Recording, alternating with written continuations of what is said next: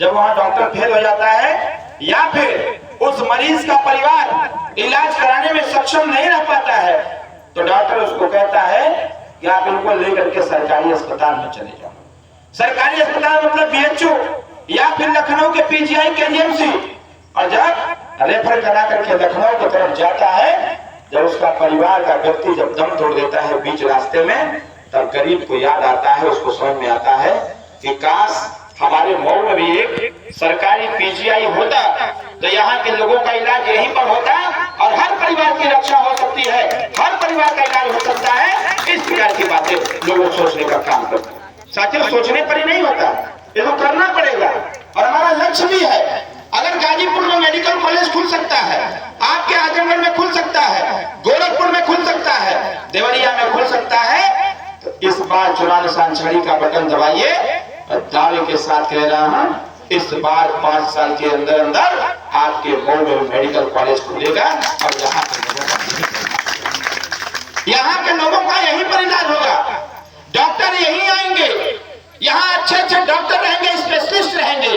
अब किसी भी मऊ के पेशेंट को लखनऊ और बीएचयू नहीं जाना होगा, अगर जाएगा तो मेडिकल कॉलेज में जाकर के सरकारी सुविधाओं का लाभ लेगा।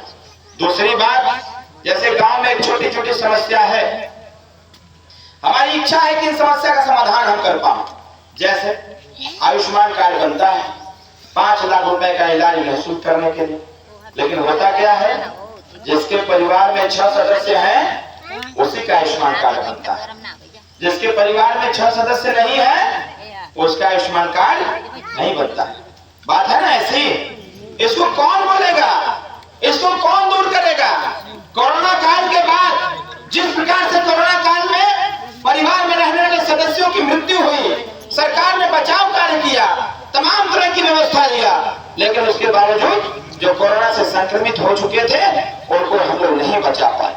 अगर उनके परिवार के सदस्य की संख्या घट गई और घट करके 3 लोग, 2 लोग, 1 लोग, 4 लोग रह गए, 5 लोग रह गए, तो इसका मतलब ये नहीं है कि उनको इलाज का पैसा नहीं मिलेगा, उनको भी पैसा मिलेगा, लेकिन व्यवस्था में परिवर्तन करने की आवश्यकता है। और व्यवस्था में परिवर्तन होगा तब जब तीसरी बार प्रधानमंत्री नरेंद्र मोदी जी बनेंगे और घोषी लोकसभा से जब आप छड़ी का निशान पर बटन दबाएंगे साथियों, तब ये बातें लोकतंत्र को मजबूत करने का। और लोकतंत्र मजबूत होगा तब जब हम सब लोग अपनी जिम्मेदारी का निर्वहन करते हुए 1 तारीख को वोट देने जाएं और अपना वोट दे करके सबसे पहले इस लोकतंत्र को मजबूत करने का काम करें, इसके बाद निर्णय। लेकिन हमारा संविधान इस बात को कहता है, आप वोट दें, ये आपका अधिकार है। अगर जिसका नाम वोटर लिस्ट में दर्ज हो गया उसको मतदान करना नितांत आवश्यक है।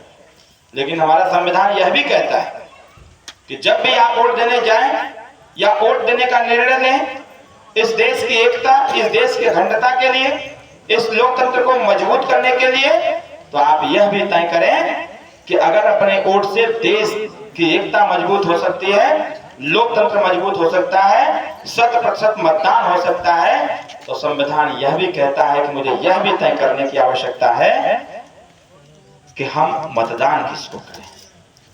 लोकतंत्र तो मजबूत हो जाएगा आपके मतदान से।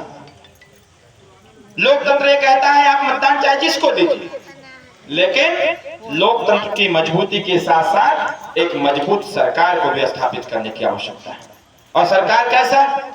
सरकार ऐसा जो जनता के प्रति जवाबदेही तय रखे, जो जनता की समस्याओं को हमेशा उठाने का काम करे, छोटी छोटी समस्याओं को समाप्त करने का काम करे, चाहे वो गरीब हो, चाहे अमीर हो, चाहे मध्यम वर्ग हो, सबके हितों की रक्षा करे।